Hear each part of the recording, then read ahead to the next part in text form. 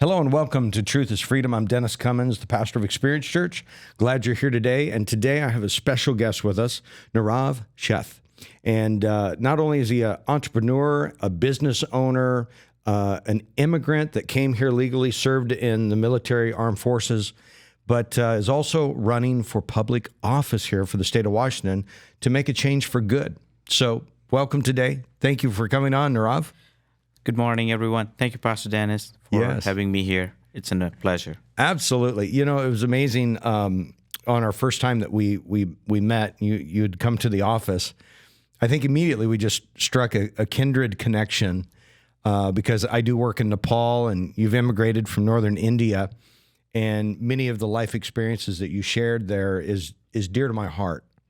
And hearing those nuggets, and we're going to unpack that a little bit about your life story and how you immigrated here legally, praise God, and then where you're at today, and then what you're doing for what you want to accomplish here for the state of Washington. So let's start out. You know, you were born in India, and then you immigrated here when?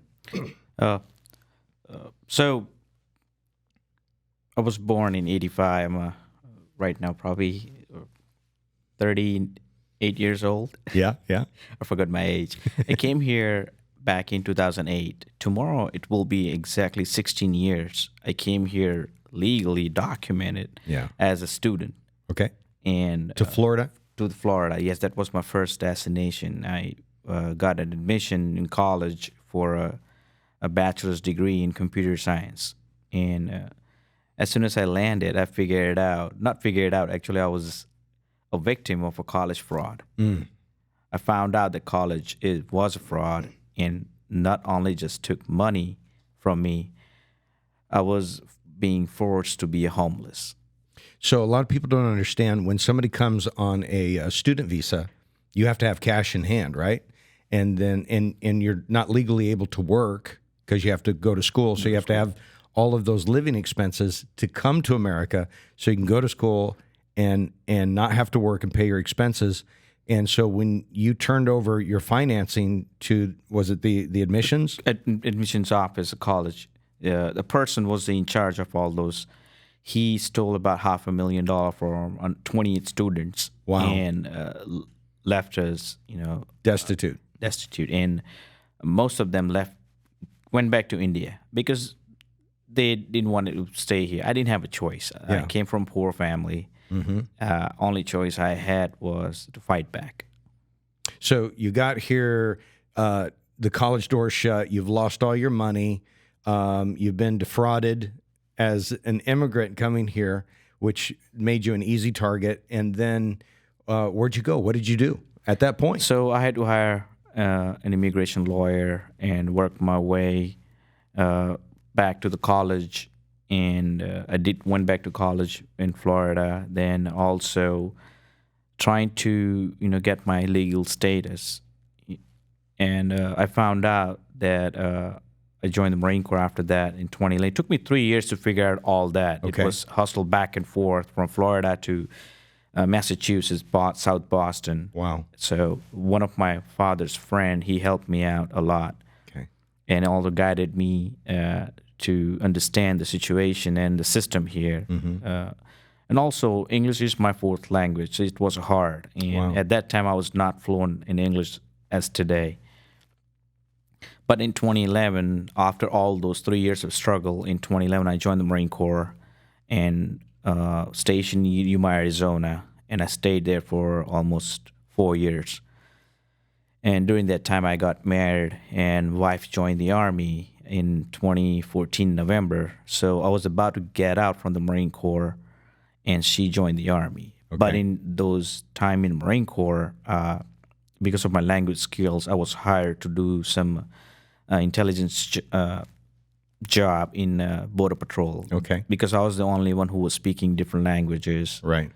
Next to the Mexico, and they were apprehending a lot of illegal, undocumented border crossers, and the intelligence unit there wanted to know the motive, the intentions, and also the whole scandal. How does it work? Yeah. So I was a part of the team to unravel those the situations and documents and all kind of information from them. Okay. So I did that for a few months, and I went back to Boston in November 2014 because my wife, she went to the training, and this is how she chose to station here in JBLM in Tacoma. Okay. And this is how we ended up here. And so when did you become a citizen? I became a United States citizen in 2012 after joining the Marine Corps. And thank you for your service. You know, I wish more people understood what the sacrifice that is involved, and what a beautiful legal path to be able to become a citizen of this great nation. Yes, absolutely. Everybody has an obligation to the nation. Means this nation is providing a lot of opportunities and also the shelter. Yeah. I'm not an asylum seeker. I came here as a student, but a lot of asylum seekers come into this country and not taking the legal way to obtain the citizenship. That's also unfair to the people who is waiting in a line right now to get those status change, but they are being held because of those. Right now, the situation you already know at the border, they're getting ahead of everyone. And I'm seeing the frustration in people who is applying legally to get those status. And obviously, we know that there's ulterior motives to all of that. Absolutely. There's no hidden. It's not hidden. Yeah. With the people who wants to work and make money and come into this country, at the same time, we have criminals, drug dealers, terrorists coming in too. So I'm not against immigration. I'm an immigrant myself. Yeah. But we need a proper immigration. We need a proper vetting system because it's about a security. Yes. Our nation is under threat right now with this open border. Yeah. It's like you having your house just open at night. Yeah. Nobody will like that. Then why the whole country, as a whole nation, is just open to anybody? Exactly. Well, and we know why. We know why. But here you are now. You're in the state of Washington, living, and again, you've gone from completely destitute, sleeping, probably on someone's house or street or on a car. You were completely homeless at one point. Worked your way through college, served in the Marines. You have a degree now?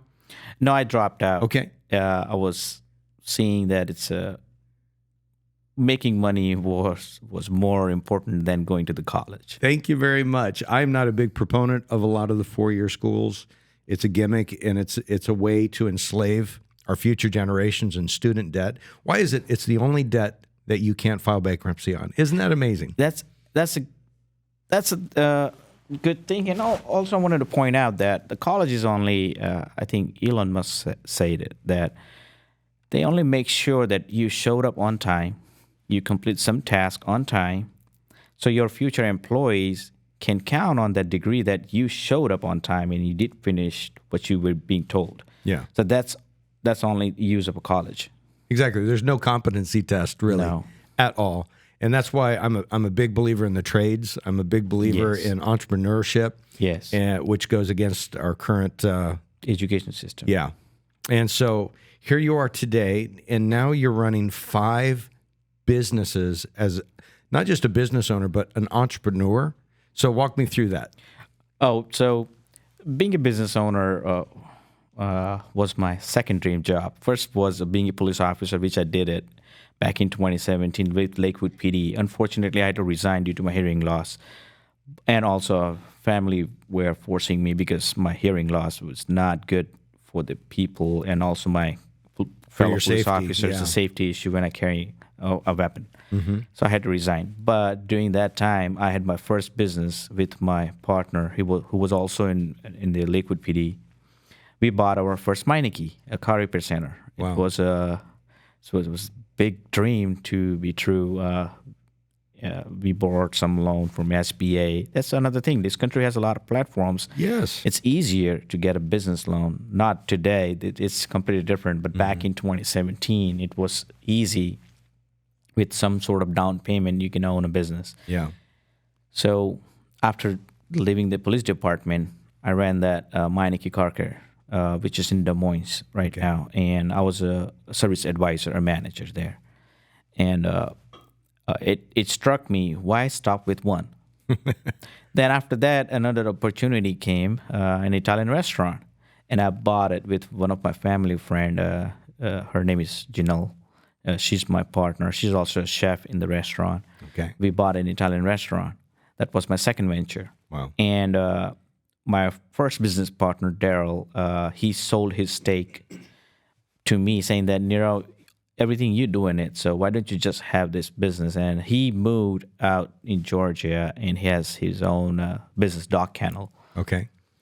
And we're still friends. We still talk to each other mostly every other day, give advice, financial advice. In 2020, during COVID, almost filed bankruptcy because of this hardship. Our state of Washington State governor forced restaurant basically shut down. Yeah. Oh, wait. You mean it was safe to go to Costco, Lowe's, and do riots. Home Depot, do riots, attack police officers, but don't go to the restaurant. You might die. Almost filed bankruptcy. Almost. I was right at the edge. Wow. But the federal program, state didn't have any programs. They gave us maybe $10,000. It doesn't even cover 2 months of rent. Right. Now, if you're unemployed and you don't want to work, they'll pay you to stay home, though. But if you're a business owner, you can't get unemployment either. Yeah, exactly. So you're kind of screwed. Yeah. Sorry for my language. No, you're fine. You're basically on your own. I had a mortgage. I didn't have any income coming in for almost 4 months. Wow. During that time. Yeah. I had zero income came out, all bills due, all the rents, the businesses, employees. I didn't have any employee laid off. I did struggle, but all my employees got paid on time. Good for you. And the federal programs, this EIDL loan did help out, and I did survive. And also moved my restaurant, built a brand new restaurant in Normandy Park. Wow. And at the same time, I bought 2 more Meineke's. Wow. I took a gamble. Yeah. At that 2020. This is how I became a business owner of 4 businesses. Yeah. And I was running it. And back in 2021, after COVID, a lot of things have changed. You already know, lawlessness, property crimes, vandalism. It's just on a peak. Without punishment and prosecution, yes, right? They're not prosecuting anybody. Repeat offenders. Like slap on the wrist. You know what? Don't do it again. Yep. Catch and release. Yes. I got my restaurant vandalized 3 times in the last 1 year. My insurance is not renewing my insurance, saying that I used too much. Yeah. Like for $100 in a tail, $100. They basically took out the whole register with them and left tens of thousands of dollars of damages. Oh, my goodness. So insurance company is expecting to have those damages paying out of my own pocket. Then why do I have insurance? Why am I paying money to the insurance? Right. I didn't ask them to come and vandalize my restaurant. And at the same time, I got my 3 shops. All 3 shops were vandalized. Altogether, I had 16 cars got stolen in last year and a half. Customers' cars. Wow. At one night in Gig Harbor, which is another Meineke I own, they came at night in last April or May. I forgot the month, but they came in one night, stole 7 cars. Wow. Customers' cars, and took 52 keys out of the shop. Unbelievable. Yes, and last year was horrible. I got 2 employees got killed by drugs, overdose, fentanyl. Yes, it's coming in to the border. That's another subject we will talk about. I got 2 employee family members got overdose, and they also got killed. I had last year 2 of my employees were attacked in Des Moines at 3 p.m. in the afternoon during the weekday. They were trying to stop carjacking. Wow. And they were attacked. And they had also a gun pulled on their face. The video is online. I was on a Como News that time and also Fox News. Nothing happened. When I talked to the police, they said they don't have anything. Same thing with the Gig Harbor Police Department. And also another shop in Silverdale, they stole a truck, a customer's truck. Luckily, the truck was there for engine repair and it died. So they ditched it. Wow. I got that truck back, fixed it, customer paid it, and they took it back home. They stole it again. Wow. Luckily, this time, it ran out of gas, so they ditched it again, and it was back in my shop for repair. Unbelievable. Yes, and like I said, no prosecution, nothing. Yeah. Because they were not able to apprehend. We have no police pursuit policy, Yep. which is affecting a lot of businesses, a lot of people. And defunding the police was the another reason. A lot of politicians are pushed for it during the COVID times. That's right. And it's not affecting them because they're paying personal security out of their pocket, basically tax money. Yes. But the people like you and me paying taxes has to have on mercy with the police department, whatever the left. Yep. Every 100,000 citizens, we only have probably about 70 to 80 police officers in. Yeah. See, I just interviewed Ed Troyer, the Pierce County Sheriff here. Yes. And we have the lowest per capita policing And doctors. per state out of all the states, the lowest. And Pierce County is the lowest officers yes. in any county in the nation. Yes. Also doctors and nurses. Yep. They're leaving by the droves. Yes. Imagine if something happens, our system's not going to survive. Mm-hmm. Like, look at the COVID, what it did it to us. At that time, we had a nice amount of police officers and doctors and nurses. Today, nobody wants to work in this state. They're leaving as we speak. But it's all by design. It is. There is a plan to disrupt and destroy so that they can federalize and take over every piece of our lives. Yes. So is this why you're running? Yes, trying to put a stop to it. And what are you running for in what district? I'm running for Congressional District 10. Congressional District 10. As a Republican. Proudly saying. Right on. Now, I do want to say, I don't bleed red. I don't bleed blue. I'm not Republican. I'm not Democrat. I'm a biblical conservative because I know some Republicans that need a swift kick in the rear end. Yes, So you're let's, right. Let's you're get right. in that. Jim Walsh, the new WSRP chair, he made a statement saying that people are people. They're not Democrat or Republican. Yeah. There's going to be always two sides of aisle.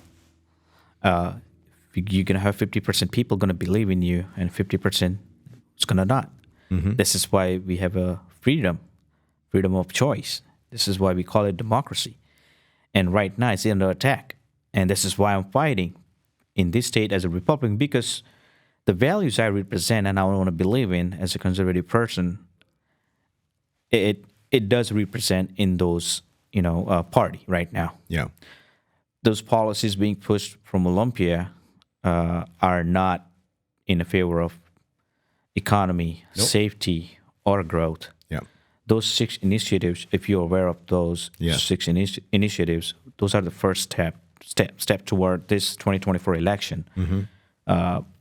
And if everyone wants changes, you will see changes. Because someone told me when I was talking to one of the voter or donor that you don't even have to prove something. Only thing you have to ask that if you're happy with what you have right now going on in your community, in city, county, and state, keep it simple. Yeah. Simple. Because you don't need data and percentages and polls to say, the polls show that it's getting worse.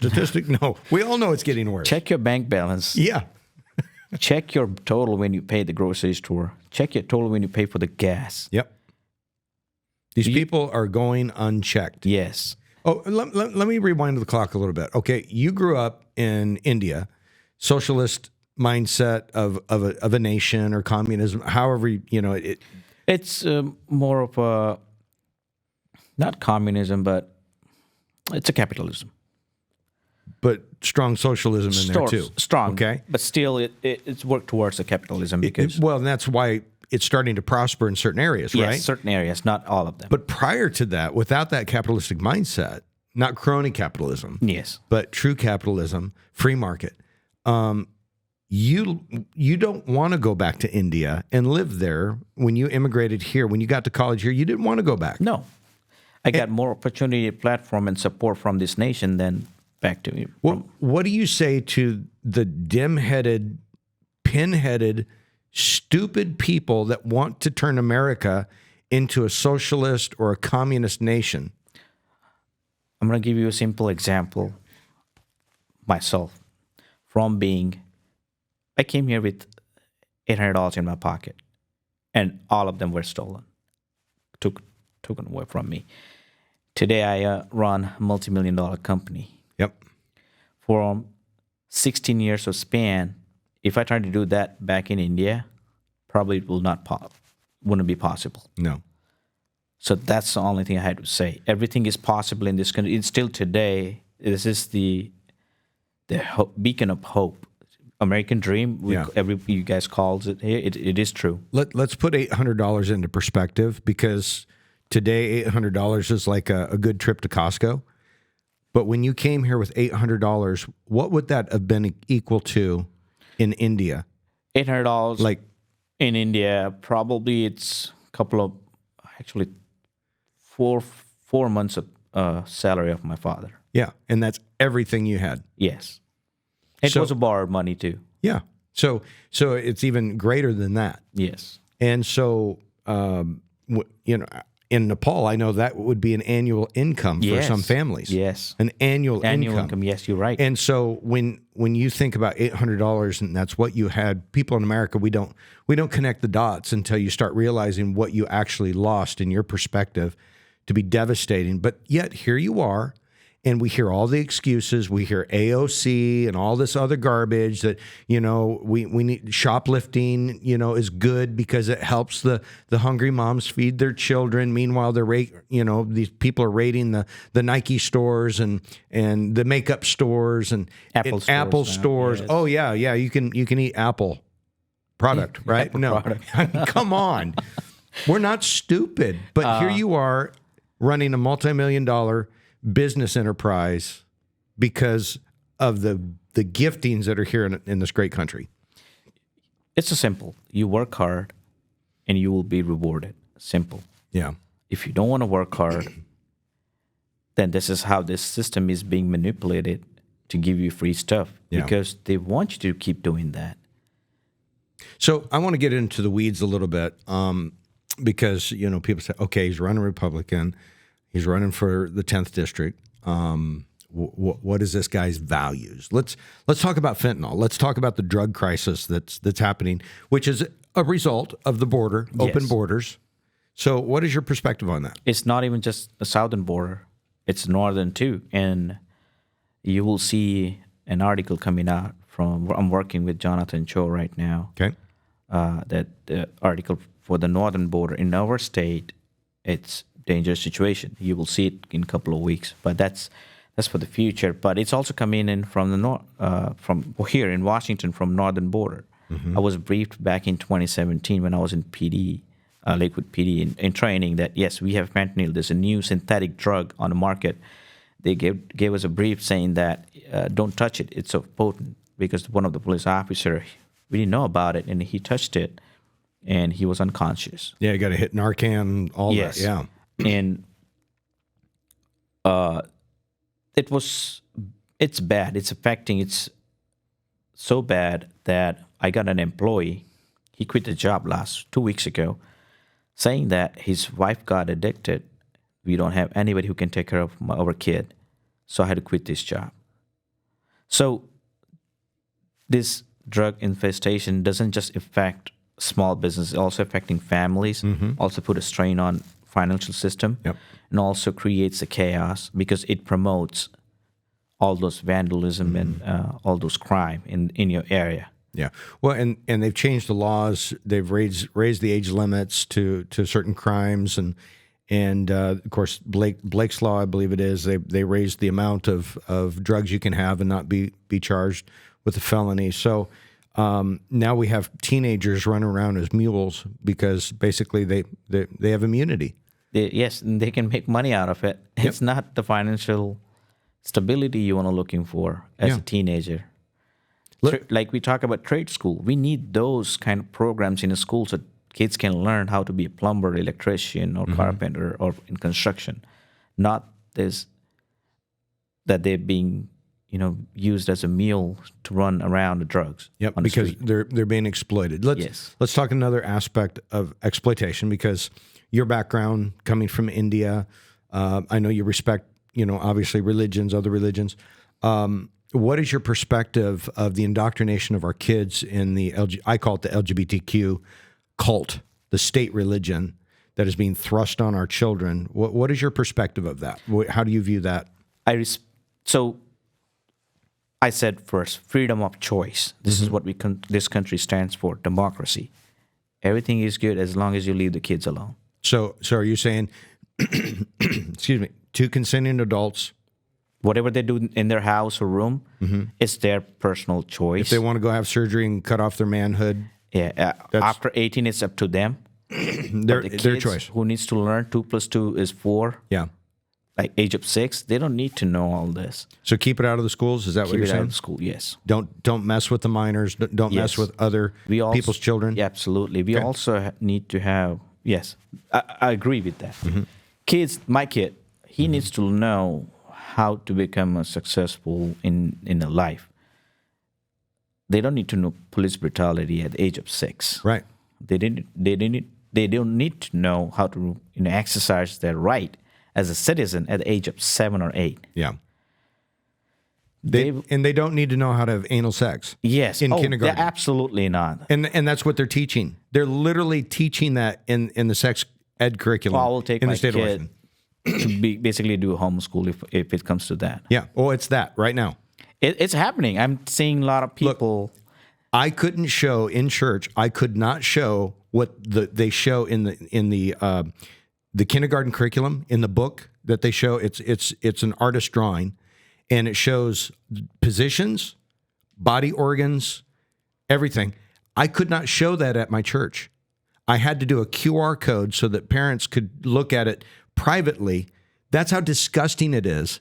And yet this is okay. This is a part of state law to teach this to our kids. And this is the thing. Voters needs to know.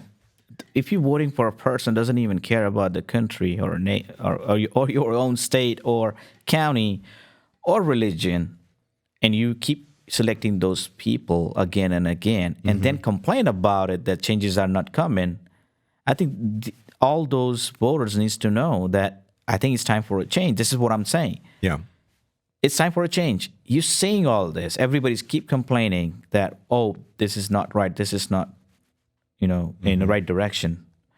As a society as a whole, for growth, we need to think about a science, the economy, the stability, family values, religion, and proper education for the kids, and safety. Yeah. All those factors you put in together, you build a better and strong society. Nirav, let me tell you what I see. I see somebody that if you're an entrepreneur, you immigrate here, you go through the system, you go into the Marines and serve this nation, become a citizen. You come to the point of owning a business, almost filing bankruptcy, not tapping out, caring for your employees, continuing to grow, and now you're running for public office. I see somebody that doesn't take no for an answer.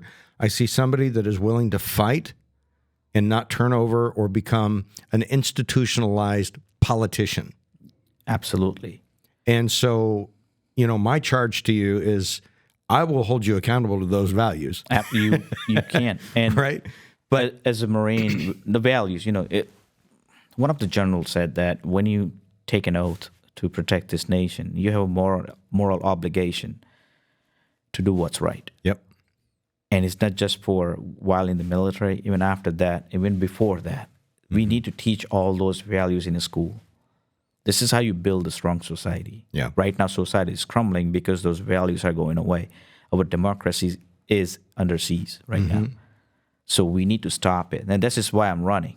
And I will do everything I can in my power to stop all this.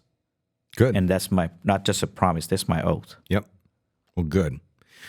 Well, we're going to link all your data and your bio, your info, your social media links in this video. And I so appreciate you being on with me today, sharing your heart and the tenacity to make a difference in this nation and in this state.